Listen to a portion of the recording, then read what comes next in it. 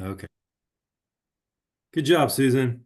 Okay. Thank you. Sorry to interrupt. Well, no, I was looking for this page and everything, and if you get Yes. to Zoom, it's hard when you got a tons of things open and all that stuff too. But and then that was my second part, and I just didn't get to it. So thank you. All right. So then thirdly, match the client's tone, right? But when the client is speaking rapidly and loudly, a slower and softer tone or pace helps to settle the client's anxiety. So we want to match their tone to a point, right? So match it to when we're just getting to know them and just speaking. If it feels like it's a normal conversation, but if they are coming to you with rapid and all that, so you want to kind of just slow it down, be calm, everything. So that gives them a calming effect too as well.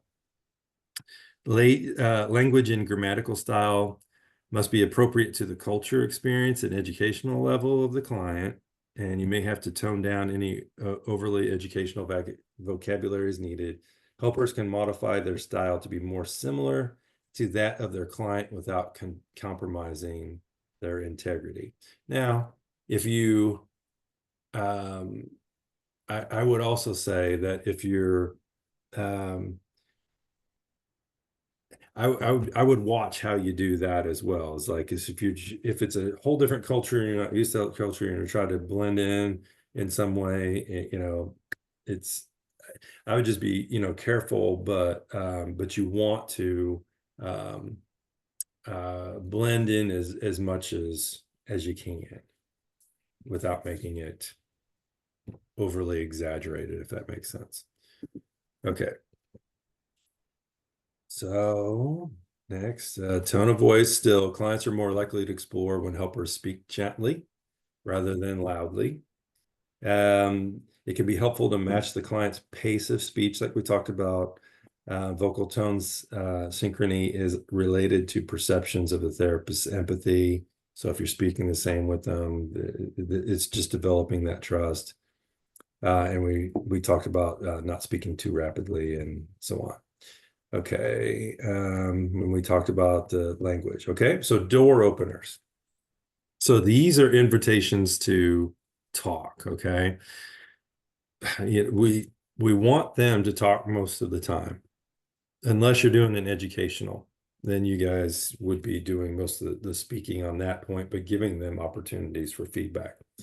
So opportunities to talk, right? So the counselor opens the door and the client determines the degree of the response that they want to give back.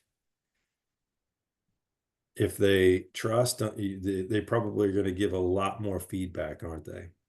If they trust you.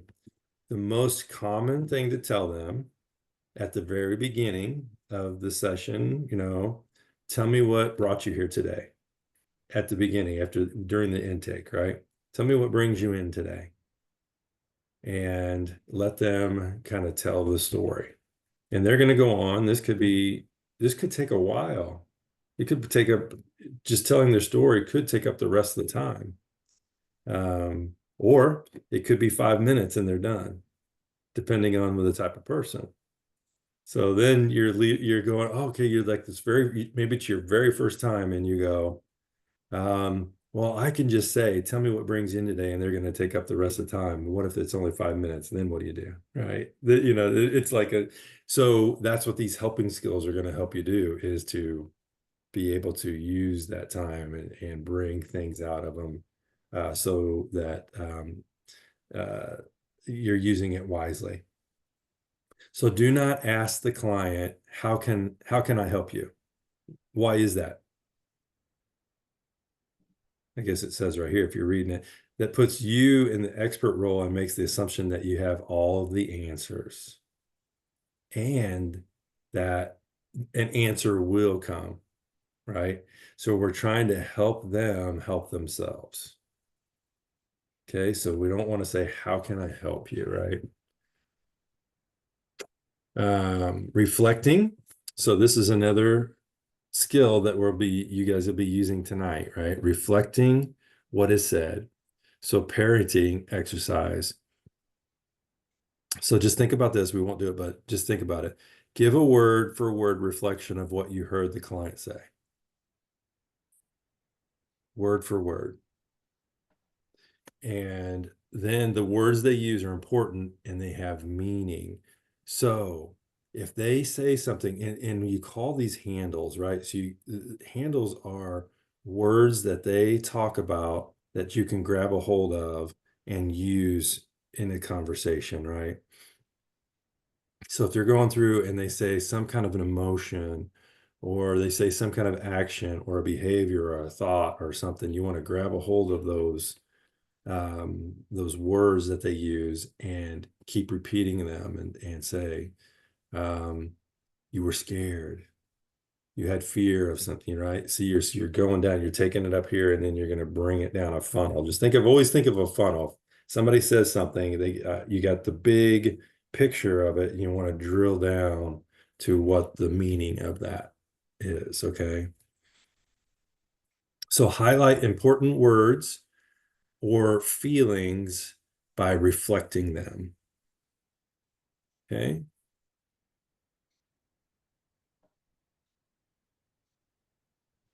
So then, hotspots.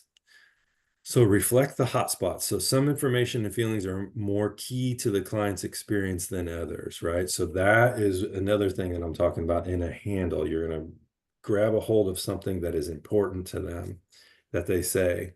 And especially if they say it over and over and over again, you want to get to the meaning of what that is uh, that they're saying, because they may not even know the meaning.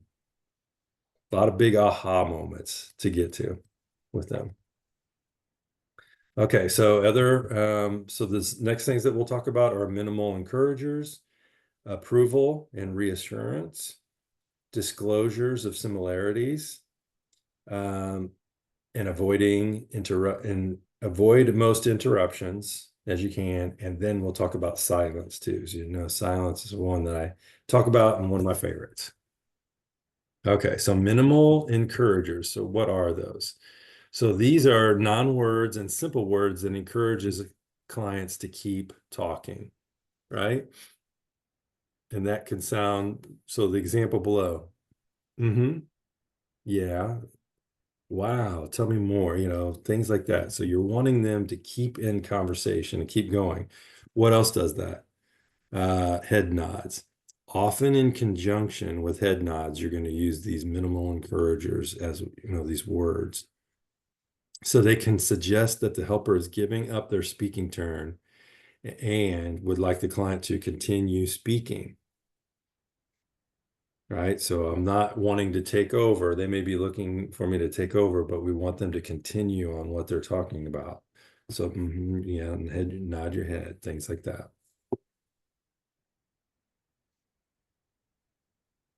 Okay, so more minimal encouragers. Here are some of the words, right? And some of the nonverbals too. So what you can see is a brief supportive statement or gesture that conveys attention and understanding. I'm paying attention. I'm nodding my head to you. Like, I see, yes. I get it. So other verbal examples, say, I see, yes, and okay, yeah. So those things. So nonverbal examples are, so the nodding of your head, widening of the eyes. What would that say? Widening of the eyes would say what? That you're listening for one, and maybe a little bit of surprise in that, saying, wow, yeah, that must have been terrifying. I know I'd be scared in that position. Things like that. Smiling is another. You wouldn't think that of as a minimal encourager, but that's a minimal encourager to keep going, right? Smiling, nodding.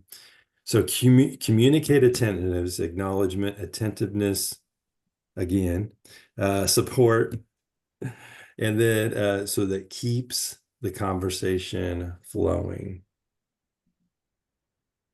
Very important. So other approval and reassurance, the goal is to provide emotional support and reassurance, indicate helper empathizes with the client. Yes. or suggest that the client's feelings are normal and to be expected. Yeah. So you're wanting to tell them, yeah, I feel the same way. Yes, I'm nodding my head. Yeah, I get that. You know, remember the thing I taught you or told you about last week is like the counter transference I had where the weird face I had was like that, you know? So what did that display to them? It was like lack of, there was all kinds of bad things that happened in that, right? Um, so your facial gestures and expressions and all that are so, so important. Okay, they can be used to provide reinforcement by encouraging the client to continue exploring their feelings and their thoughts. Okay, next, some more examples of approval or reassurance. Say, man, that is really hard to handle. I imagine that's really hard to handle. Man, that's a devastating situation. How awful. Wow. That's an opportunity. That's an awesome opportunity. Good try. It was really terrific that you were able to express your feelings to him.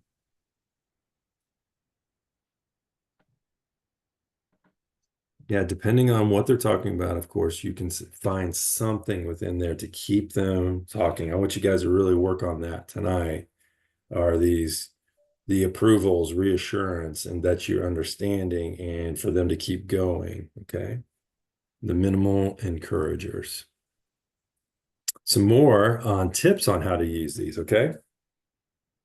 So know the client and predict how they will take this approval reassurance.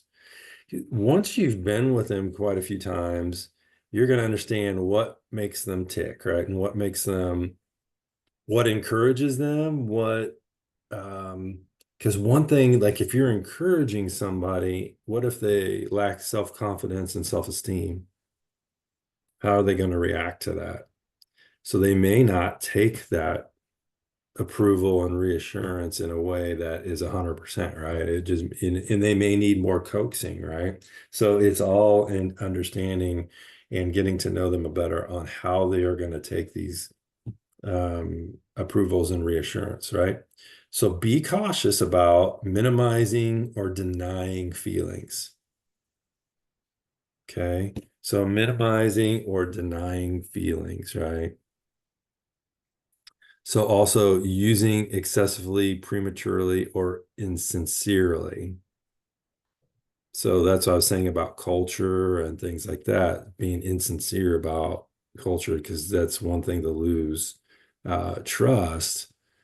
Okay. One way to lose trust, I should say.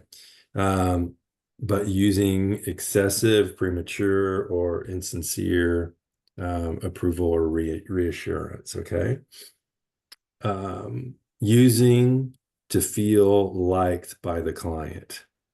So here's one thing that just for self-awareness is if, and this is me, I'm a people pleaser, okay? Am I just doing approval and reassurance to be liked back by them? So I have to take that into, and that goes back to minimizing or denying or over exaggerating, right? Or using excessively. I may use something excessively because I'm trying to get something back from them. So we all just having that self-awareness of me being a people pleaser, am I trying to please the client? Okay. Moving the client away from negative emotions. Think about that. What if we want to work on that negative emotion? Why would we want to move them away from it? But let me just open that up to you. Moving the client away from negative emotions. What do you think that kind of means? What does that mean to you, I guess? Sometimes I don't, they might be experiencing a negative emotion and they need to get that out and they need a safe place to express that. And you don't want to shut that down before they've processed what they need to. That's great. Absolutely. Good But job. maybe as a helper, you don't feel equipped to help. So maybe it's kind of not really intentional, but you're trying to make them not have that bad feeling. So you as a helper don't have to deal with that too. Because we Excellent. never feel comfortable where people are suffering, usually. Yeah. Yes, very good. So both of you, great responses. So I want to just piggyback on both of those. So remember, or maybe anyway, in our intakes, it says, and I think I went through this last week, that it may feel worse before it gets better. So in sessions, it may feel worse before it gets better. So this is kind of what we're talking about, moving the client away from negative emotions. Why are we doing this? Because maybe we're like, it could be many reasons. I'm a people pleaser. I want to be liked. So if I feel that they have a negative emotion about something, I want to move them away to a positive one. So we're both feeling good about something, right? So, but that's not why we're there. So both of you guys, awesome job. And that's the way it is we need to, if there is a negative emotion in there, maybe we need to help them cope with it. And maybe we need to understand it better. It's not necessarily moving away from something that we need to do. We just need to understand it better before moving to something maybe that's more productive or whatever the case may be. But we need to keep them. If they say something and there's a handle in there, could be, about hurting themselves or something like that. We need to explore those things. Okay, good job. Or promoting your biases as a helper. Yeah, promoting your biases as a helper. We want to not do those things, right? Because we're not always going to have the same understanding of something or, be on the same wavelength or team or whatever you want, however you want to say it. When is it appropriate? Go ahead. Sorry, I just have a question about that because Sure. she in a book she kind of passed through this really quickly if I remember when I read about this bias as a helper and she gave like an example. I don't know, I think was like someone said that she felt guilty about abortion. The client said that, and then she said that you cannot say yes, you should feel guilty because that's your view about abortion as your helper. You cannot say that, of course, but as a Christian counselor, if you are counseling someone and they know that you're a Christian and you agreed at doing a Christian counseling, would that, I don't know. What I'm trying to say is like, I don't know if everything is a bias or sometimes you just have a Christian worldview and maybe that will come up and you need to talk about that. How do we work on this? Mm-hmm. Yeah, that's where did you see that at? That was in the book. She mentioned. Do you know where you saw that? I'll try to see it. Probably it's close to this pages. 100. Right. 100.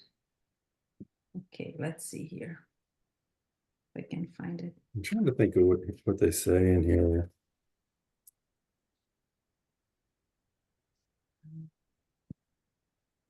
Approval reassurance.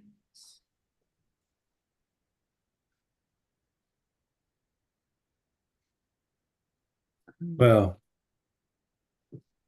I can find it later. Yeah, that's I okay. send you.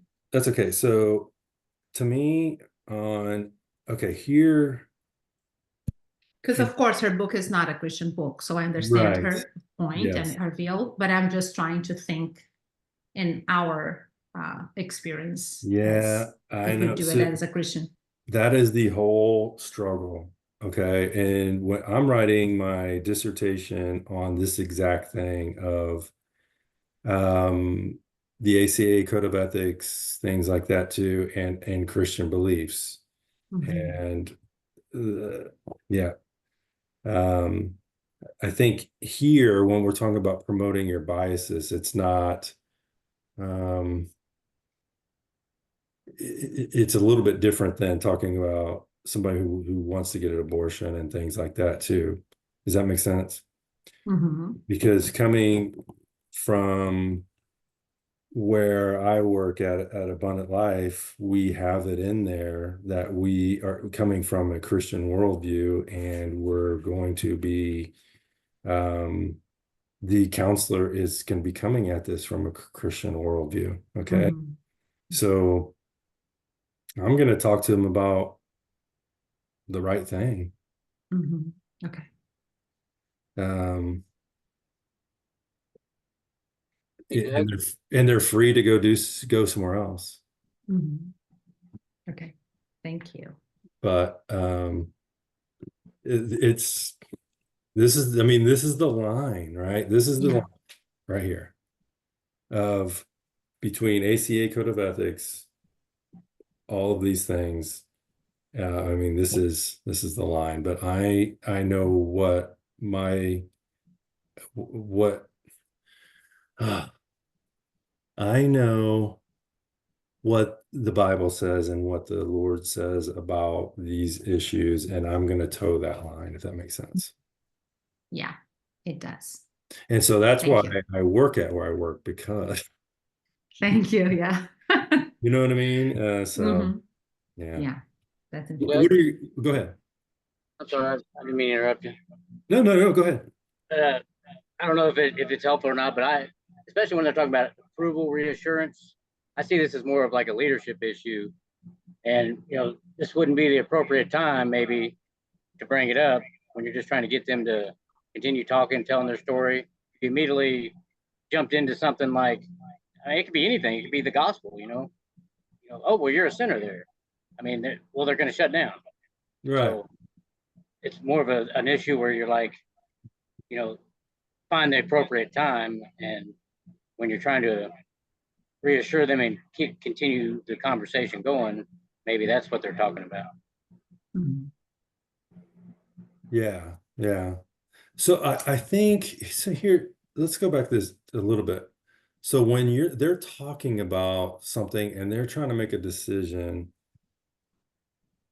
we're always trying to help them make the decision, not Mhm. us giving. I think this is what that's talking about. Okay. Mhm. So not saying abortion is wrong and you should not do that, right? So let's help them find in their own mind that answer. Does that make sense? So where in scripture can we show them, right? Mhm. So let's say Yeah. let's go to the Bible in this, and let's say Yeah. let's go to the authority Mhm. here, and what's the Bible say about all of this, right? Mhm. It's not me saying it, Mhm. right? So I guess when I was saying I would go to what is right, I meant let's go to the truth of the Bible, right? So the truth, the Bible has the truth. I don't have to, it doesn't have to be my opinion or anything. It's the Mhm. truth from God. Does that Yeah. make sense? Yeah, it does. I think that's what I was trying to That's say. great. Yeah. I was gonna say Perfect. when Thank you. it talks What's that? about, I was gonna say when it talks about promoting your biases, I was thinking in terms of maybe if you were talking to someone and they were like, well, I've been thinking about the election. I don't know which way to vote. And you're like, oh, well, you start spouting out about, the way you would vote. That I think that's more of what it's probably talking about. Oh, absolutely. Yeah. Yeah. Yeah, absolutely. Yeah. I'm not going to say, say Republican, Democrat, or whatever, of Mhm. course. Yeah. But there are a few things that every church um, has people within their congregation that struggle with, that the church Mhm. says this is where we stand on that. Does that make sense? So the church says this is where we stand on it, and we're not moving from this. Now, they wouldn't do that about being a Republican or Democrat, because each church should probably have both, Mhm. right? Yeah. But on the case of homosexual marriage, Mhm. abortion, things Abortion. like Yeah. that, the church has that stance. Yeah. And at our counseling center, it says that as well is, you know, we have a statement of faith. This is what our statement is. This is what the Bible says. It's not me saying it. Mm-hmm. It's what Yeah. our, you know, the stance of our church is, but this is the stance of the Bible as well. Yeah. Does that make sense? Yeah. Perfect. Okay. Thank you, Dan. I have one clarification on that, just to kind of summarize so I'm understanding it right. Okay. Yeah, so basically, like, my approach has always been I'm pretty upfront with telling people, yes, I am a Christian. I believe Christian things. Don't get mad when I say Christian things. Doesn't mean I'm going to go out smacking everyone with them left and right. But it's like, if you're going to ask me like what I think on an issue like abortion or homosexuality, I'm going to give you the Christian answer. So that seems to be kind of the attitude like you have in the counseling center. It's like, we're not just going to, like, obviously, I know you and Dr. Fox said over half of people don't go to the church, and most of those are non-believers. So it's not like you're just going to smack them with the Bible left and right. But it's like, hey, if you're gonna come in and ask about these difficult issues that the world tends to disagree with Christians on, then just be willing to accept that you're going to get the Christian answer. And if you're not going to put up with that, then we're not going to fight you, which is okay. Then don't be mad because you went to a Christian counseling center. Is that kind of a summary? Yeah, that's very good. Yeah. Yeah, thank you. That's Okay. really good. Yeah, and that's what even says in our informed consent is the very first line is we are coming from a Christian worldview, and Mhm. we have Christian beliefs. Yeah. So, And yeah, that's really important to know, like, because I know a lot of us are either already have or going to start interning there somewhere nearby soon. So that's really helpful to know. Yeah. mhm, very Thank good. you. That is great. Good. Thank you. Yeah, thank you. Okay. Let's see. I was trying to look through this. You guys can read this on your own. So there's Beth on page 118. Not sure if you're in a different edition, third edition or whatever, what page that would be, but you can read through some of these examples, and then page 119 has a client helper example. And you guys can read through those things. So, okay. So another one, self-disclosure. Okay. So this is where helpers reveal personal information about ways in which they and their client are alike. So this is where I say use it sparingly, but you use it in a way that makes them okay. If there's a mother of 5 children and they're going to a 21-year-old male who has 0 children, right? What's the mother of 5 children gonna say? You have no clue what I'm talking about because you haven't experienced what I have experienced. So what if you're a mother of 5 children and you have a woman who's perhaps in her 40s or whatever sitting across from you?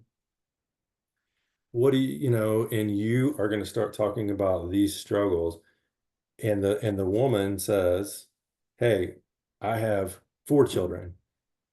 How is she going to she's going to have a lot more confidence in the answers that come back than the 21-year-old male, right? And so there's some personal information that is saying, I get you. And I think I may have told you guys last week, I was bring some personal things in. So I had a guy that had high anxiety, and he was sitting across from me, and his legs were going, and his head was down, and he was slouched and all that stuff too. And he said something to me to the effect of, I've had these thoughts and it's making me anxious, and I have high anxiety. I can't get rid of this anxiety. And so I said to him, I said, I've struggled with anxiety a lot of my life too. And here are things that I've done to make it so much better. And so I told him I had had a panic attack once, right? And all this stuff. But these are the things that I do, and I'm feeling so much better because I've got my anxiety under control because I'm doing these things. And he's like, so his legs stopped. He sat back in his chair, sat upright, looked at me in the eyes, and then he's like going, "So you're telling me I'm going to be okay?" I said, I didn't want to give him that reassurance of everything's going to be perfect, but I go, "We're going to work on things that are going to help your anxiety." Right. And so right then, everything changed for him because he had trust that we were going to get to the bottom of his anxiety and we were going to, that he was going to feel better. And subsequently, he did, over time, coping skills and diet and supplements and all of this stuff that he was doing helped him tremendously. A lot of mindset stuff. So, but the thing I think was getting him the most was he was very, he had a, a very, what he considered very good personal relationship with Christ. Okay. And so what was getting him was, if I have this relationship with Christ, why do I have so much anxiety? So that was his big, big deal. And it came down to, he had a lot of worries in his life and he wasn't, trusting as much as he could and so on. You get what I'm saying. So, you'll have people like that that come in. Okay, so goal is to provide a sense of universality. Clients should feel less alone or less different than you. Okay. Okay, so disclosures. So some tips. Okay, keep it short. Right. So don't. So that's another thing is I want you guys to remember, if you don't remember anything about disclosures, remember this one thing. I want you to ask this question every time you're getting ready to disclose something about yourself. What's my motive? Why am I disclosing it? Is it for their benefit or is it for my benefit? And have that self-awareness of, and I'm not saying it is bad, to have something for your benefit, but if you're saying something for them so that you can have a little counseling with them for your own self, right?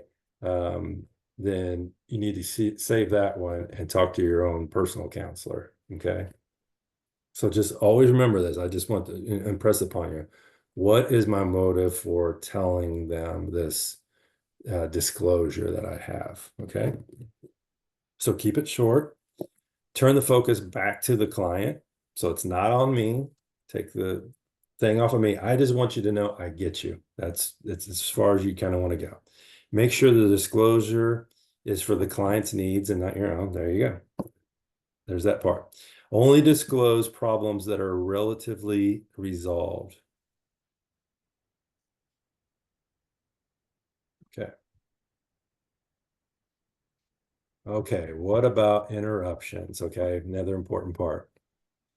If you guys talk to anybody and you're talking to them and they just constantly interrupt, what's that feel like? Doesn't feel good, does it? You know what I do? I shut down. I just like, I mean, if you're going to keep, if you're not going to listen to my side, I'll listen to you, but I'm not going to give any feedback. That's the kind of way I feel. So we don't want our clients feeling like that, do we? Yeah, we want them to keep talking, right? So when a client is exploring productively, here's a good word, right? So productively, you can have clients who are exploring and they just keep vomiting on you all the time, right?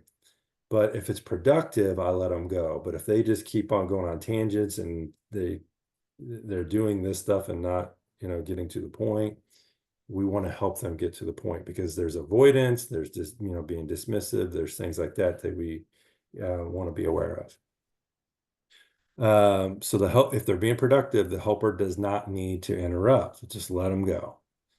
Pause after the end of the client statements to allow clients to continue thinking and talking without pressure.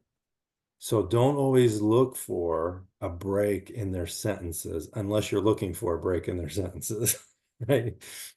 But don't always just look. We don't have to fill up the space with words, okay?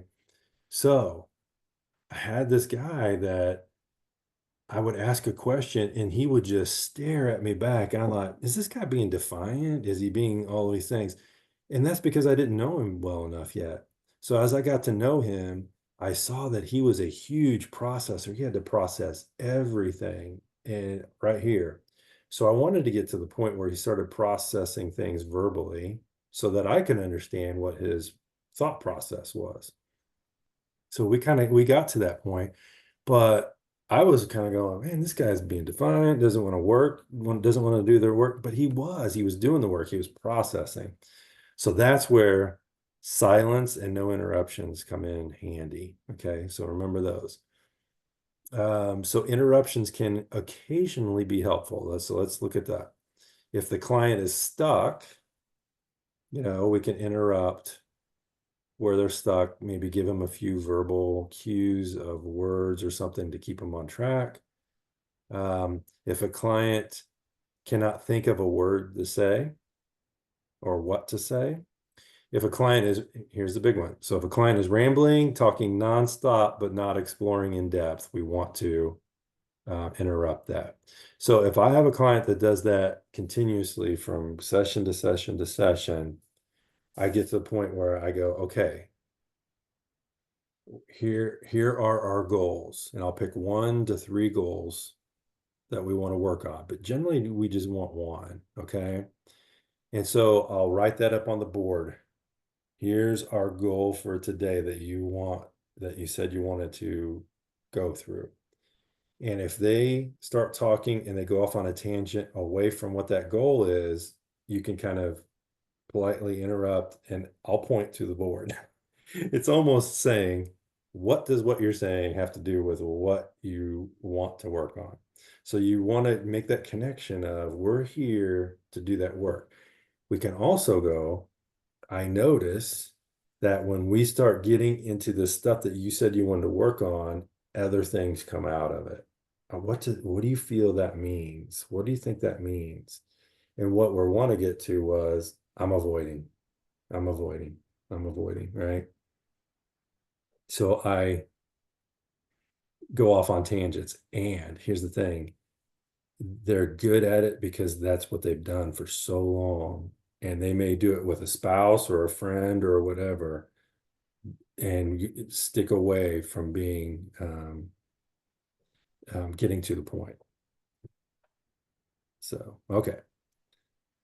Example, I'm sorry to interrupt you, but I want to make sure I understand what you're saying. And then you can repeat back to them.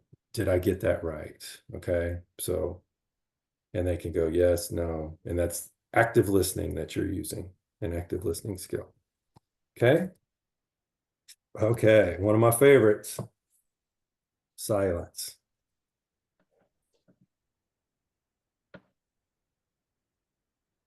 Was that good? Okay. So using silence can be a pause during which neither person is speaking. Man, it's so powerful if it's coming from a place of working on something, right? Okay. So silence can convey empathy, warmth, respect. Because there's a lot of times. So what do they do? A moment of silence for something, right? You can think of in terms of that. If somebody is having, grieving something, I do want to use some silence in that. So because they are processing, or maybe there's a point where words can't convey what I'm feeling or that empathy back to them. And I'll just be in silence with them and grieve with them if they're grieving something, right? Okay. So silence can allow clients time and space to reflect and process. So let me go through the rest of this and we'll go back. Sometimes the most useful thing a helper can do is be silent. Okay. It can be used for inappropriate or negative reasons. Helpers being anxious, angry, bored, distracted. So that we don't want to use those things. We don't want to use silence for that, right? So maybe they've been talking about something and maybe rambling, and our mind went whoop somewhere else. And then silence at the end of it. I'm telling you, it'll happen. You guys will you guys will be in your sixth or seventh session of the day, and you're going, man, I'm hungry. Man, something, I can't wait to listen to my favorite podcast or something like that. And they've been talking for 5 minutes, and you're like, okay, where did this conversation just go? It's gonna happen. Okay. Okay, learn to get comfortable with the uncomfortable. So having silence is very uncomfortable, but learn to get comfortable with it. So break the silence if you feel they may be comfortable. Or learn the client's tells regarding how comfortable they are. Now I want to go back to this one that says break the silence if you feel they may be uncomfortable. I almost want to scratch that. And the reason why I say that is, and this may be saying, like, don't break the silence if you feel uncomfortable. Okay, so I think this is probably what they're saying in this. I want to kind of put that out to you guys. But and I gave you that example of the couple that came in, and there was the one guy they were married, and he was having an affair or whatever. And so I said, are you going to leave that person? And his wife was sitting right next to him, and there was silence, right? So we sat there for, I'm not exaggerating, at least 12 minutes, okay, of silence. And he was just mulling it over, and I knew what his answer was, and he just didn't want to say it.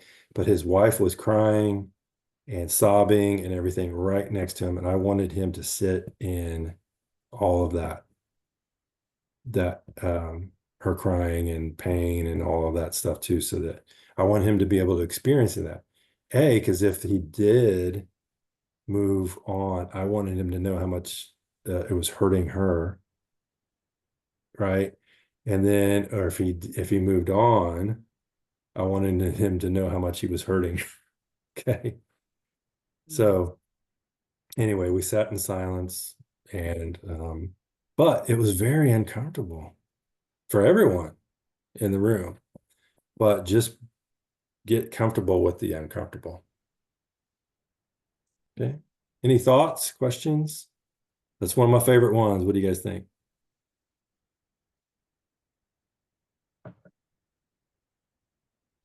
Well, you guys are pulling the silent treatment. Huh? I get it.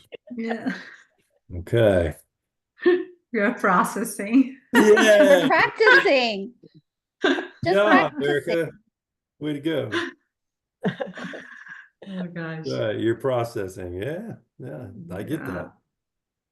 That's really hard. I think one of the things that I have to learn, it's really hard for me to be silent. I don't like silence. Tell me about that. I don't know. I think it's uncomfortable, and it's kind of, you want to help usually, because I am a verbal, how do you call that, verbal processor? I don't I process things talking, so it's rarely I am in silence. My husband knows that. I talk all the time, so I kind of expect people to do that. So I just want them to, if they are in pain, just talk about your pain. Just, tell me what you're thinking. So it is hard for me. I need to learn more about that and understand that people process in different ways, and just give them the time and the space to do it. So yeah, that's one thing that I know that I need to work on it. Yeah, perfect, Erica. So absolutely, people do process in different ways. And just like I said, there was a guy that he was just always mentally processing. Yeah. And he processed, and it's almost like over processing. So you got to be careful of that too. If somebody keeps over processing, because that's called what? Overthinking sometimes, right? Overthinking about something, which can cause what? Anxiety, many Yeah. other things. Okay. Yeah. So, but the other part is watch when you are using silence and you feel this need. It's probably because you want to rescue them. Okay. Mhm. So rescue them from this being uncomfortable. Yeah. Okay. So what's next here? Yeah. So natural. We want you to be natural but professional, not and that just like Charlie would say, it's like even down to the way we sit and everything too, right? So being professional, it's like not slouching and twirling your hair and doing all this stuff, it's being relaxed and I am focused on you. You are the most important thing in front of me for the next 50 minutes. And everything you say, I'm going to be hanging on. Okay. So be relaxed, be yourself, because they'll be able to sniff out if you're not being congruent or authentic or natural or anything like that. They'll know it. Okay. Just like you'll know that they will be doing the same thing. Imagine yourself in the client's position, and that's what's another word for being able to do that? Empathy, right? Using empathy. When you are struggling with this, pay attention to your bodily reactions and try to understand what is occurring internally. So here's one thing. I love this part, but we don't want to do that right in the moment and go, oh, I wonder what's going on inside me and all this stuff, because then we're not going to take the attention off of them. But we do make a note of, man, I felt this in that room. And it'll be less and less as you go along. But as you first start off, there's going to be all kinds of triggers or bodily somatic things that happen to you that are going to come up, anxiety, all this stuff. I want you to notice all of those things. So this journal that we're keeping, if you're keeping a journal, write that in there. When this happened, I felt this. And we want to explore that. Why am I feeling something? We want a healthy, and not that, some things doesn't mean that you're unhealthy. It just what is keeping me from being 100% in the room? Yeah. Okay. So examples of appropriate and inappropriate attending and listening skills are on page 123 and 124. These are pretty good. So I don't know what they would be in third edition, and you can look at this. Maybe it's in the, what's the chapter?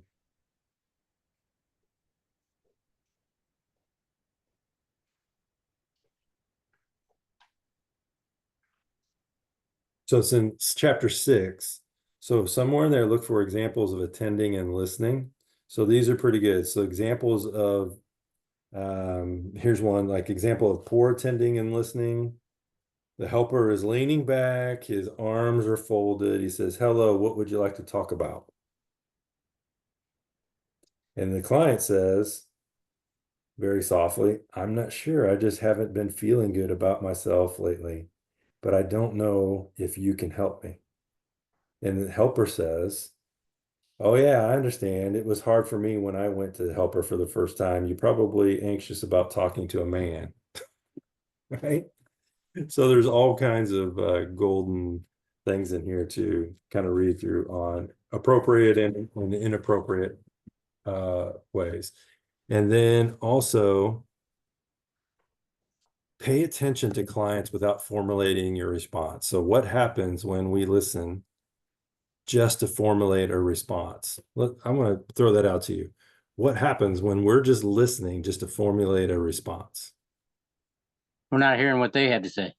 Yeah, or all of it. Maybe we've Right. caught maybe just a little part where we've already formulated something that we're going to say back to them, and we already have the answer, right? When we haven't listened to 100% of the substance, right? Good job.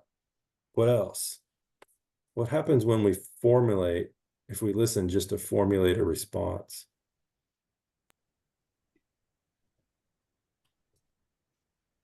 I mean, ultimately, we're gonna be formulating a response before we get the real question, so we may not be answering the question they actually have. Mm-hmm. Mm-hmm. Absolutely. What And else we are can? trying to give them an answer, and that's not the point. The point is that they will find their answers. So Good I don't one. need to do this. Yeah. But what else? There's one thing that I'm thinking. I'm gonna see if you guys get things. It just leaves the client feeling disrespected. It's like, oh, didn't you didn't really listen to what I had to say. You just kind of you just kind of formulated an answer, and as soon as you thought of that, like you just Yeah. yeah, Yeah, you just left exactly. it there. It's like you're not even listening to me. You're not even, I feel like you are, not listening to me, but also like to me, I want them, just like you guys have been saying, is I want them to come up with their own. And so they have buy-in and all that stuff too. If we're always responding with something before they're even maybe even done talking or right when um, they are responding, yeah, it doesn't feel like this is collaborative. Just feels like I'm talking to something and you're just forcing some things back to me. So it's not a collaboration of my care. Okay. And then pray, pray, pray. Of course, absolutely. Pray for all of your clients. Pray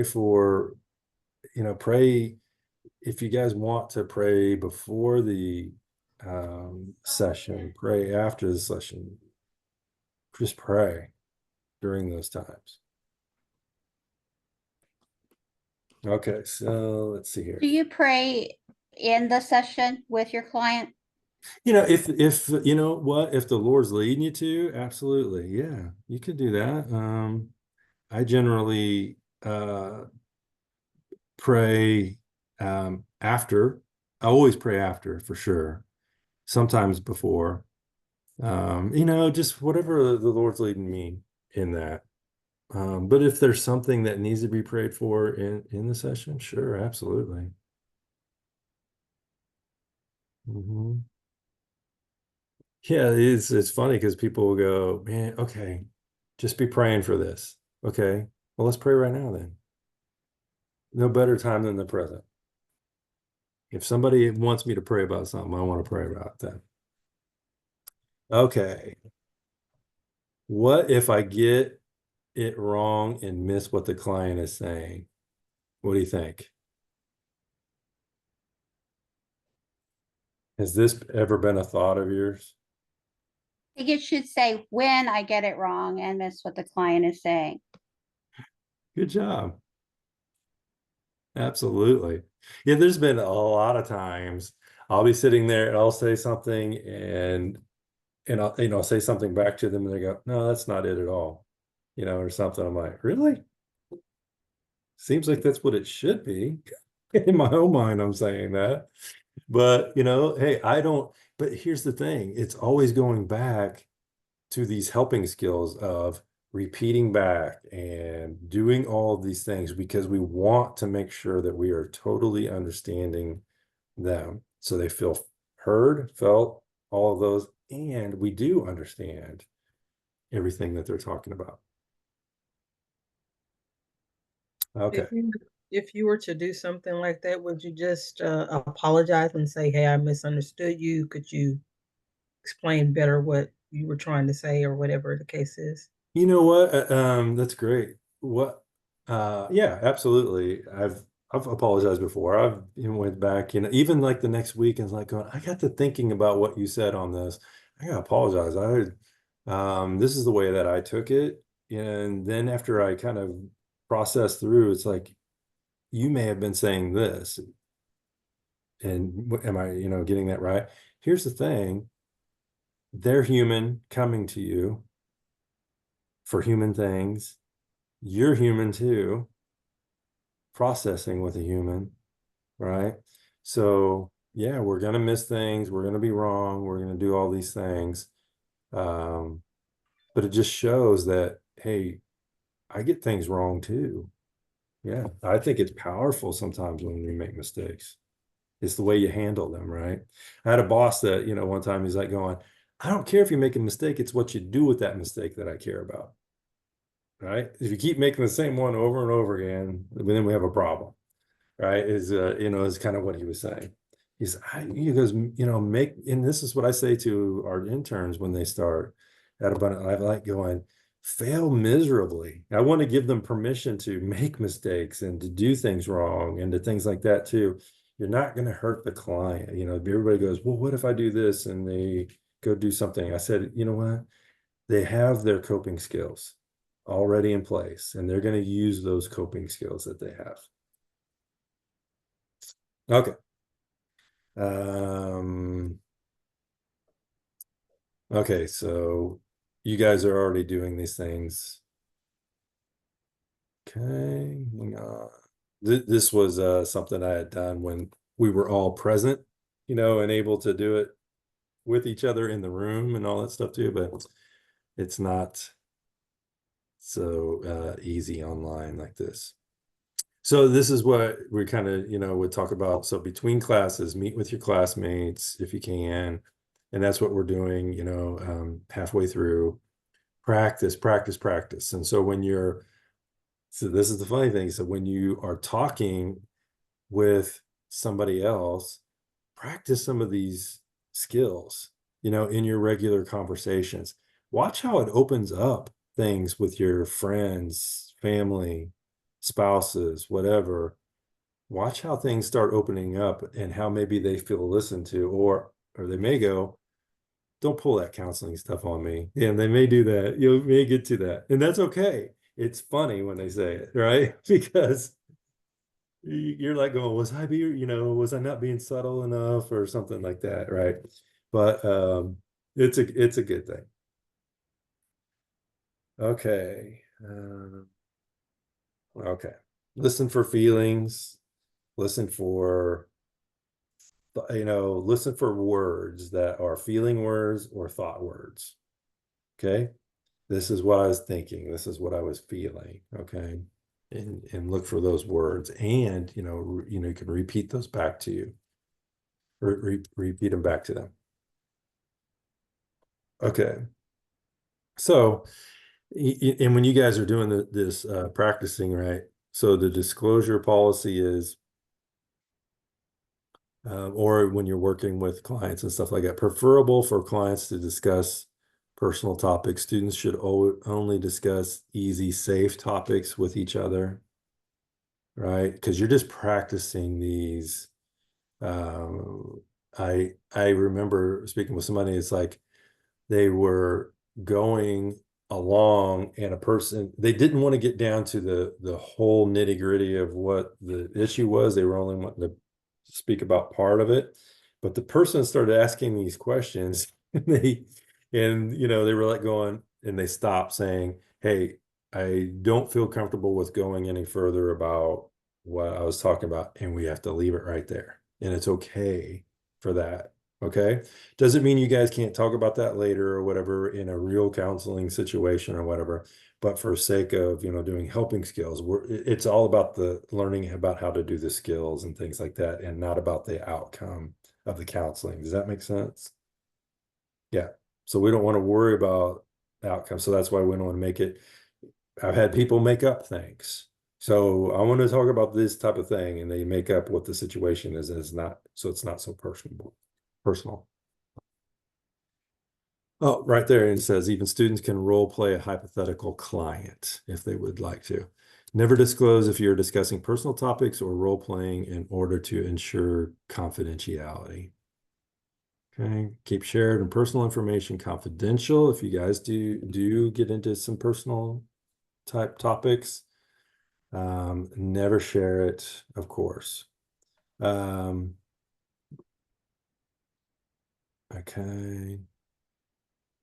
So when you guys are providing feedback for each other, provide as much feedback as you can on that and say, hey, when you did this, I felt, but we want to do it in a productive way, not in a way of you shouldn't do this or whatever like that. Do it in a productive way of, hey, when you were parroting back to me this thing, I felt heard. That was great. You did a great job of that. Doesn't have to always be positive feedback. You can just say, hey, when you're really good at this parroting thing, but you used it an awful lot or something like that. Just watch how much you say back to them. Anyway. Okay, so these are the practice words I want you to look at. So, and if you go out to Canvas, and I'll open it up in a minute. But if you go out to Canvas, there's a thing where it's got all these keywords. So it's got 3 different sections in it. So the first section is the biggest one because it's the ones that you're going to be using the most. So you may want to print it off or have it open on your PC when you guys are doing, that you're counseling with each other. And it's just so that you'll remember some of these and just maybe take a look at it before and after and during or whatever. So here are the keywords that we'll be using for these for tonight. And then moving into all the weeks forward, you're going to just keep building upon all these and we'll add some more later. Okay. So let's take a look at these. Solar. Does anybody remember what that stands for? No cheating, Charlie. I see you cheating. Nah.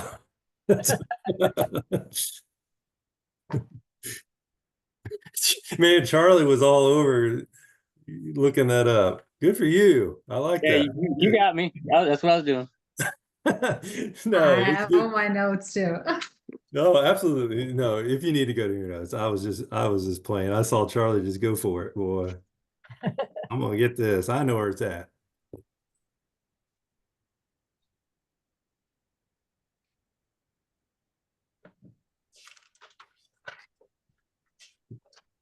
Does anybody have it? What's the S for? Seating, smartly. Uh-huh. Good job. What's the O? Posture, Yeah. lean Open forward, posture. Lean forward. Yeah. L's Eye- lean forward. eye contact, Uh-huh. and Relax. Relax. relax. Good job. Yeah. Good job, guys. Okay, so the next one is we want to listen with empathy. I want to be sitting in that person's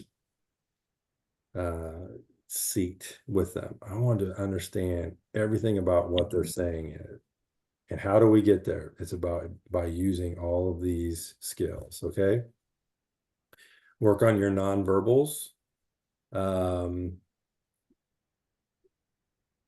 Your facial expressions. So be cognizant of your facial expressions when they're talking, smiling, nodding, all those things. On your listening skills, attending to them. What's attending? You guys remember that? What's attending mean?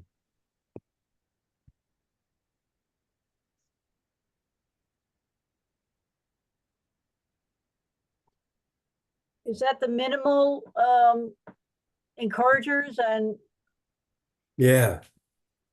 And it's wrapped up into all of those things, right? So minimal encouragers, but that's the biggest part of it. But attending is listening to them, attending to keeping the conversation going, being engaged, all of those things. I got listening in there twice. Sorry about that. So eye contact, keep eye contact, head nods, that's affirming. And it also means keep talking. Yes, yes, go on, keep going. Your tone of voice. If you're brash or whatever and you got this big booming voice, we want to calm it down some and use a inside voice and one that sounds caring and brings out everything and it kind of lulls them into a sense of security and everything too, because that's what we want them to feel, that safety, security in the room. Space, what's space mean?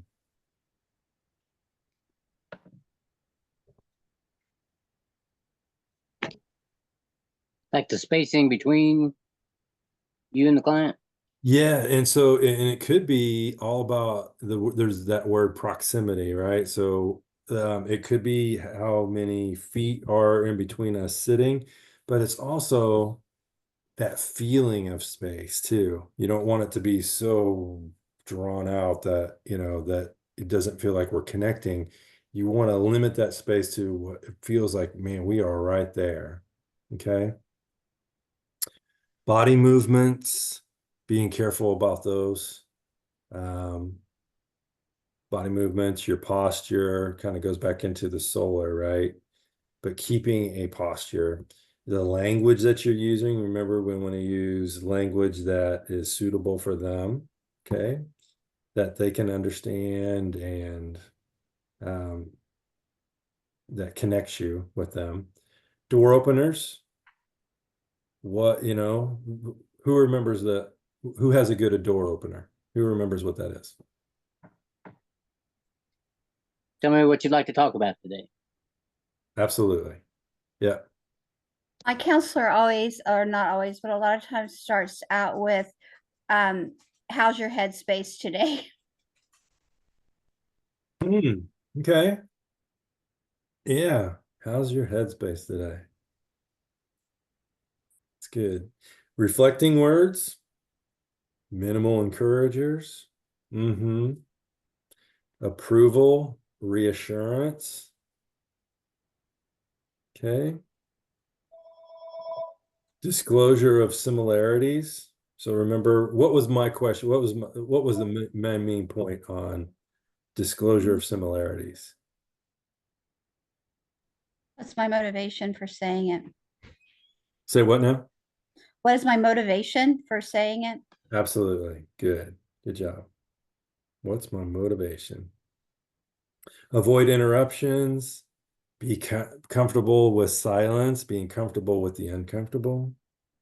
And then praying for the client, even praying for this session. So these are the ones we're going to use tonight. And if you go out to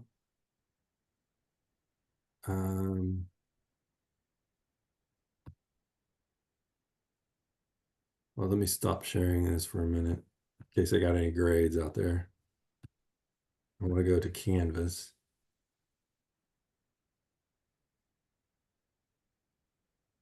Okay.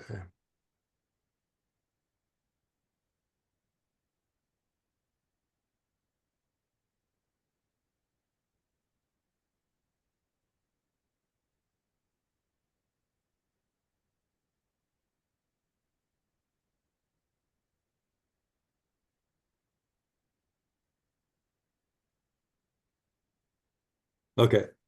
You guys see all these files here? So it is called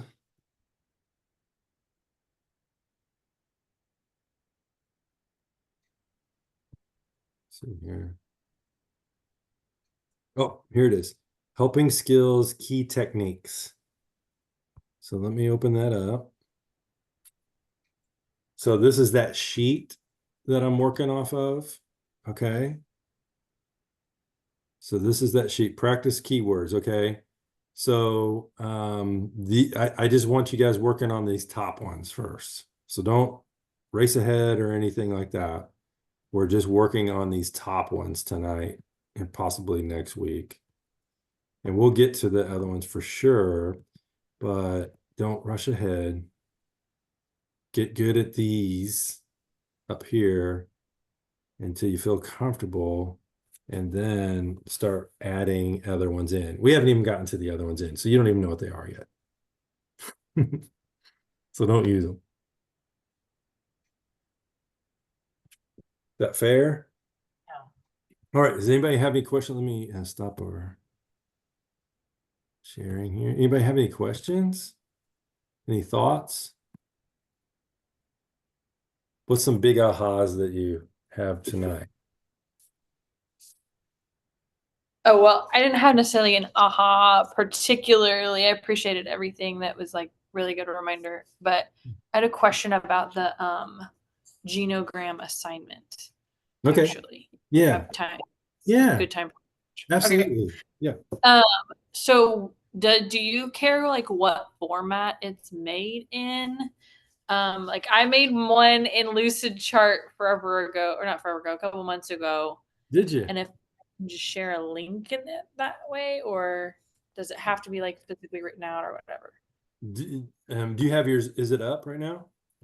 I have mine pulled up on my computer. Yeah. Oh yeah. Can you just throw it at the if you don't mind? Onto the No. live stream?